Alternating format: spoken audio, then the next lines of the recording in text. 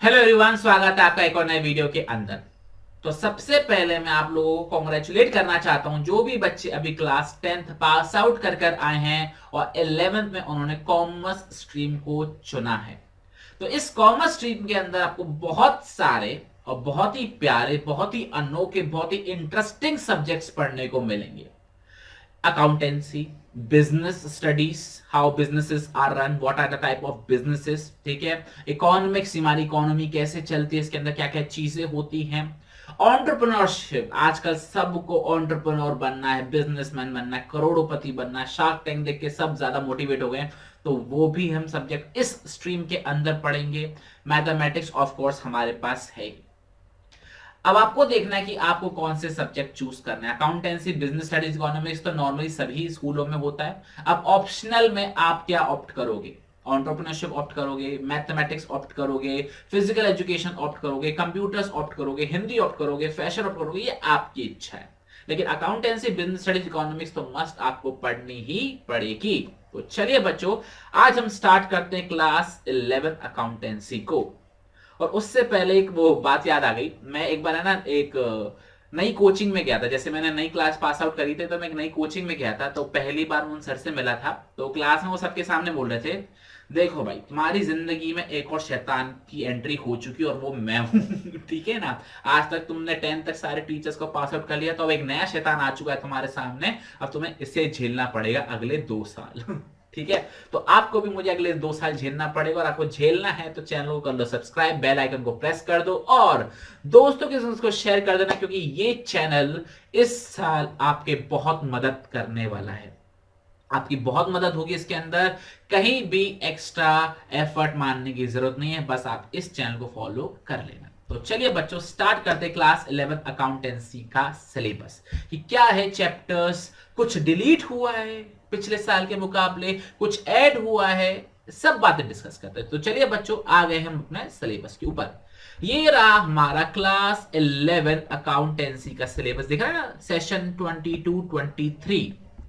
तो बस अभी जस्ट आपके 10th के एग्जाम कंप्लीट हुए हैं, तो बस आप तो मतलब बच्चों में कुलबुलाहट चल जाती है कि चल कॉमर्स स्ट्रीम लेनी है, अब फटाफट से पढ़ाई स्टार्ट करो।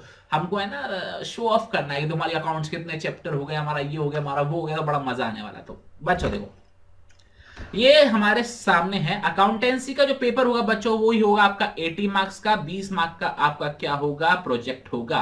बिल्कुल सही, इसके अंदर प्रोजेक्ट होता है। कितने पार्ट्स हैं आपके? तो 2 पार्ट्स हैं अकाउंटेंसी के अंदर, part A and part B. ठीक है, जो आपके एग्जाम होगा थ्योरी वाला, और पार्ट सी आपका प्रोजेक्ट वर्क, जो कि है 20 मार्क्स का।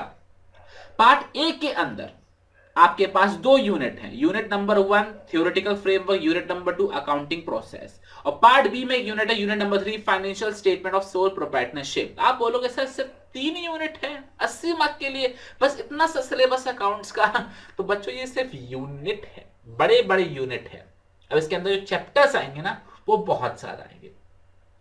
अगर आप जो भी बुक ऑप्ट करते हो, उसके अंदर 19 से 20 चैप्टर होंगे जो आपको पढ़ने पड़ेंगे इस 3 यूनिट के अंदर। ठीक है ना, 3 यूनिट, सिर्फ नाम की 3 यूनिट है, लेकिन 20 चैप्टर हैं जो आपको पढ़ने पड़ेंगे। तो देखो बच्चों, सबसे पहले एक एक करके यूनिट को स्टार्ट करते हैं। सबसे पहली यूनिट हमारी इंट्रोडक्शन टू अकाउंटिंग, सॉरी, सबसे पहली यूनिट है वो हमारी थ्योरेटिकल फ्रेमवर्क। उसके अंदर एक टॉपिक आता है introduction to accounting, what is actually accounting. तो ये सारी चीजें इसके अंदर हम पढ़ेंगे। अकाउंटिंग के बारे में, अकाउंटिंग क्या है, एडवांटेजेस डिसएडवांटेजेस क्या है, बेसिकली चीज क्यों करते हैं हम अकाउंटिंग, ये सब्जेक्ट पढ़ क्यों रहे हैं, ये सारी चीजें बताई जाएंगी। दूसरा जो टॉपिक है वो है बेसिक अकाउंटिंग टर्म, मतलब एबीसीडी कह सकते हैं। जैसे इंग्लिश में एबीसीडी पढ़ते थे, हिंदी में हम का खगा पढ़ते थे नर्सरी क्लास में, तो ये अकाउंटेंसी की नर्सरी क्लास है आपकी। तो बेसिक अकाउंटिंग टर्म्स इसके अंदर हम पढ़ने वाले हैं। जैसे हम कोई भी एप्लीकेशन हम यूज करना स्टार्ट करते हैं, तो सबसे पहले देखते हैं ना, जैसे अब एक बात बताओ, आप अपनी मम्मी को इंस्टाग्राम चलाना सिखाते हो, तो सीधा इंस्टाग्राम के हाथ में दे देते हो या पहले बताते हो कि ये होम बटन है, ये सर्च बटन है, इसको स्टोरीज कहते हैं, इसको रील कहते हैं, इसको पोस्ट कहते हैं, इसे सेव करना कहते हैं, इसको शेयर करना कहते हैं। समझाते हो नहीं समझाते हो, फिर उनका एप्लीकेशन सिखाते हो। तो वही बेसिक अकाउंटिंग टर्म्स आपके साथ यहाँ पर होने वाली है। इसके बाद देखेंगे theory base of accounting, actual में अकाउंटिंग किस पर बेस्ड है। ठीक है ना। कोई रूल्स एंड रेगुलेशंस होते हैं अकाउंटेंसी की, जैसे साइंस में प्रिंसिपल्स होते हैं, वैसे यहाँ पे कुछ स्टैंडर्ड्स होते हैं कि अकाउंटिंग किस बेसिस पे करते हैं, वो हम इसके अंदर पढ़ने वाले हैं। बड़ा ही मजा आएगा इसके अंदर। इसके बाद बच्चों पढ़ेंगे अकाउंटिंग प्रोसेस कि एक्चुअल में अकाउंटिंग करते कैसे हैं, अकाउंटेंट कैसे बनते हैं। और अगर आपको अकाउंटेंट नहीं बनना कोई बात नहीं है, लेकिन आपको अकाउंट्स चेक करने तो आने चाहिए ना, कि कल को कोई घपला कर गया और आपको पता भी ना चला तो बताओ बताओ बताओ। तो इसके लिए आपको अकाउंटिंग प्रोसेस आना चाहिए। अगर आपको अकाउंटिंग फील्ड में करियर बनाना है या बिजनेसमैन भी बनना है, लेकिन आपको ये चीज आनी चाहिए। क्यों? क्योंकि अगर आप बॉस हो तो आपको पता होना चाहिए अकाउंटिंग प्रोसेस काम कैसे करती है, क्योंकि यहां पर सब कुछ पैसे का लेना देना होता है, तो आप हल्का सा भी रिस्क नहीं ले सकते। तो इस अकाउंटिंग प्रोसेस के अंदर हम सारी चीजें पढ़ेंगे कि अकाउंट्स को रिकॉर्ड कैसे किया जाता है। फिर कुछ चैप्टर्स आते हैं, जैसे बैंक रिकंसिलिएशन स्टेटमेंट है, डेप्रिसिएशन है, प्रोविजन एंड रिजर्व्स है। ये चैप्टर के नाम अभी आपको समझ में नहीं आएंगे, जस्ट बिकॉज अभी आप जस्ट आए हो, अभी आपने एबीसीडी भी नहीं पढ़ी है, तो ग्रामेटिकल वो ग्रामर कैसे सीखोगे, फिल इन द ब्लैंक्स कैसे करोगे? पहले एबीसीडी सीख लो, उसके बाद ये सारी चीजें हमको सिखाएंगे। बस ये चैप्टर के नाम बता रहा हूं कि काफी सारे चैप्टर्स हैं, 19 से 20 चैप्टर हैं जो आपको पढ़ने पड़ेंगे। ठीक है, ये सारे चैप्टर्स हैं आपको पढ़ने पड़ेंगे। ट्रायल बैलेंस, गलतियां होती है अकाउंटिंग करते समय, यस बिल्कुल होती हैं। क्या उन गलतियों को ठीक किया जा सकता है? बिल्कुल किया जा सकता है। पत्थर की लकीर थोड़ी ना मिटेगी नहीं भैया, हो सकती है गलतियां, हो सकती है, इंसान से गलतियां होती हैं, उनको ठीक भी किया जा सकता है। उसके बाद हम देखेंगे एक्चुअल में प्रॉफिट एंड लॉस कैसे निकाला जाता है। किसी भी बिजनेस की मेन चीज क्या होती है, पता लगाओ कि वो प्रॉफिट कमा रहा है कि लॉस कर रहा है।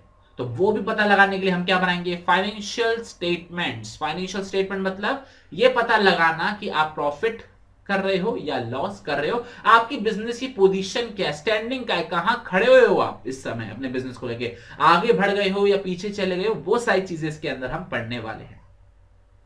इसके अलावा प्रोजेक्ट वर्क आ जाता और इसके अंदर कुछ खास नहीं है। तो सर एक बात बताओ, आपने जब पेज पलटे थे तो अंदर के कुछ पॉइंट्स हाईलाइटेड थे, जैसे as a source of information, entity, revenue.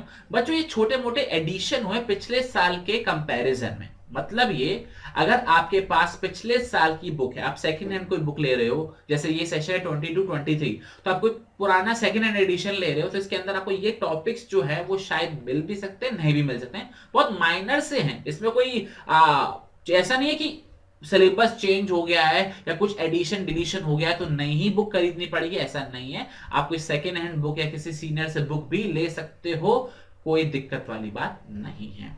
अच्छा एक बात और मैं बताऊं, इसके अंदर एक्चुअल में कुछ बड़ा चेंज आया है इस साल। और अच्छी बात बताऊं क्या है चेंज? क्या है चेंज? ये आया है कि सीबीएसई बोर्ड ने 3 चैप्टर्स को डिलीट कर दिया है। बिल्कुल सी, मतलब 3 चैप्टर्स को डिलीट कर दिया है सीबीएसई ने। कौन कौन से चैप्टर को डिलीट कर दिया मैं वो बता रहा हूं, और वो मैं इसलिए बता रहा हूं क्योंकि कुछ बच्चे होंगे जो न्यू बुक लेंगे, उनको तो डिलीटेड, उनको तो अपडेटेड सिलेबस वाली बुक मिलेगी, लेकिन जो बच्चे सेकेंड हैंड बुक लेते हैं उनके लिए बताना ये जरूरी हो जाता है। तो बच्चों ये रहा हमारा अकाउंटेंसी क्लास, अकाउंटेंसी का, कि क्या क्या डिलीट हुआ है। तो क्या क्या डिलीट हुआ बच्चों, जरा देखें।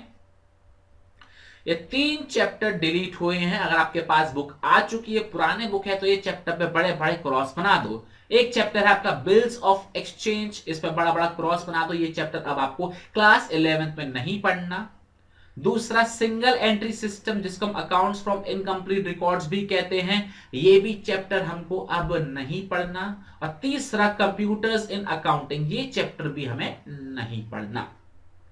सर एक बात आती है, सर ये चैप्टर हमको क्यों नहीं पढ़ने? बच्चों ये चैप्टर हमको इसलिए नहीं पढ़ने क्योंकि इन चैप्टर्स का जो प्रैक्टिकल रेलेवेंस है, जो प्रैक्टिकल लाइफ में ये चैप्टर है ना, अब उतने काम नहीं आते हैं। तो इसलिए सीबीएसई ने ये जो चैप्टर है वो ही डिलीट कर दिए।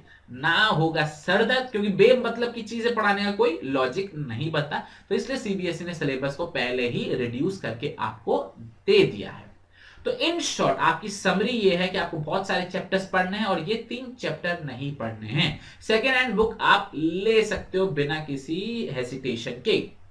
क्लियर? तो बच्चों आई होप आपको सिलेबस का थोड़ा सा इंट्रोडक्शन मिला होगा। अच्छा, ये सिलेबस कहां से मिलेगा जो मैंने आपको दिखाया? बच्चों ये सिलेबस मैं आपको डिस्क्रिप्शन के अंदर में एक लिंक दे दूंगा सीबीएसई की वेबसाइट का, वहां से जाके आप अपना ये सिलेबस को डाउनलोड कर सकते हैं। किसी भी एप्लीकेशन से, कहीं भी गूगल से आप सिलेबस को डाउनलोड मत करना, आप सीबीएसई की ऑफिशियल वेबसाइट से ही सिलेबस को डाउनलोड करें तो बेस्ट रहेगा।